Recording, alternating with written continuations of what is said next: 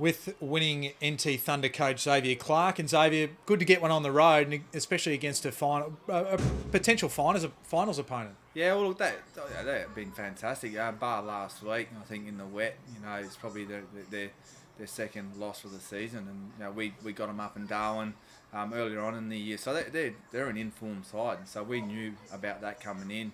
Regardless of what that result showed last week, we knew it was wet. Probably wasn't a real reflection of Aspley as a football team this year. So we knew we had a battle on our hands. We were down on numbers. We had a lot of injuries. We had a lot of young kids coming to the side, but we knew that if we give them a role and make things very basic and simple, that if everyone buys in, that we'll give ourselves a real good chance. And we've certainly got that. Well, it was an arm wrestle early, but the second quarter really sort of set the game or opened it up for you. And I thought the midfield especially just absolutely smashed in and set the tone for the day.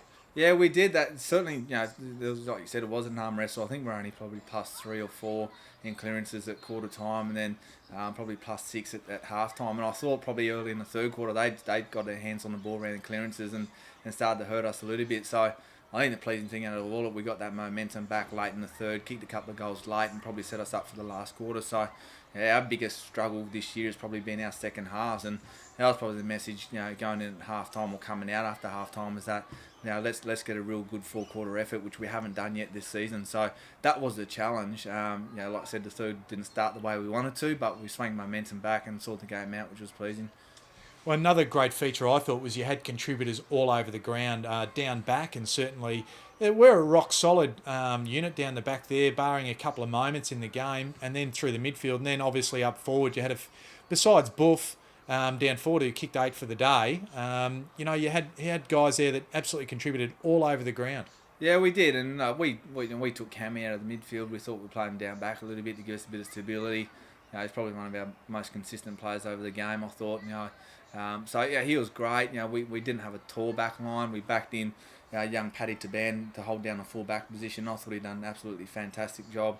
And our midfielders, we backed those guys in as well. And like you said, I think Buff's kicked about 30 goals here now in 3 games, so he loves playing at this oval. And he was actually crooked during the week. He's probably one that probably most likely wasn't going to come away with us right up until yesterday. So I'm glad he pulled through, because we definitely would have been scraping the barrel then. But he was fantastic. But like you said, we had contributors all over the ground, which was fantastic for us.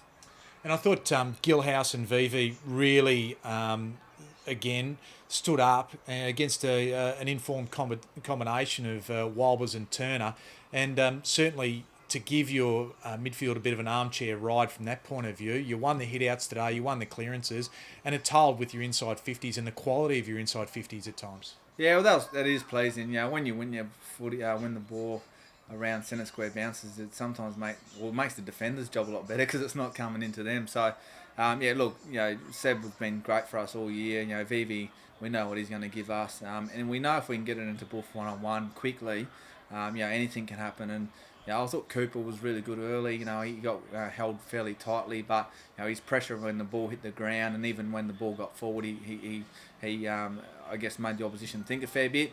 But Liam was there, even though he didn't have a big impact. He kicked 1 goal late, but he still takes away an extra defender. So we're pleased with the efforts. Winning hit-outs and clearances is always good. But I think the ball use of that for us has been really good. Last week we had 62 forward 50 entries. We only kicked 2 goals in the second half. So it's pleasing to see us actually use the ball a lot better this week. And of course, you come into the bye now and you recharge the batteries. Is there some sort of thought process now that we are halfway through the year about what the focus is moving forward? Is it just more of the same, or do you change gears in terms of your preparation going forward? Yeah, look, there's no doubt we have to change gears, but we recognise the commitment to playing with the NEAFL competition. We travel 7 times. I think we still got 4 trips interstate in the back half of the year. So we'll give the boys time off to rest and recover. We'll train Monday, we'll train Wednesday, and then we'll give them the rest of the weekend off. So certainly give them time to rest and recover, but when they come back Monday, the focus is that we have to turn it up another gear. We'll get a couple of boys back from injury, which will help. So selections will be up for grabs. So that's enough for boys to be able to turn up the following Monday, ready to do the work. Well, congratulations on today and a fantastic away win. Thank you. Appreciate it.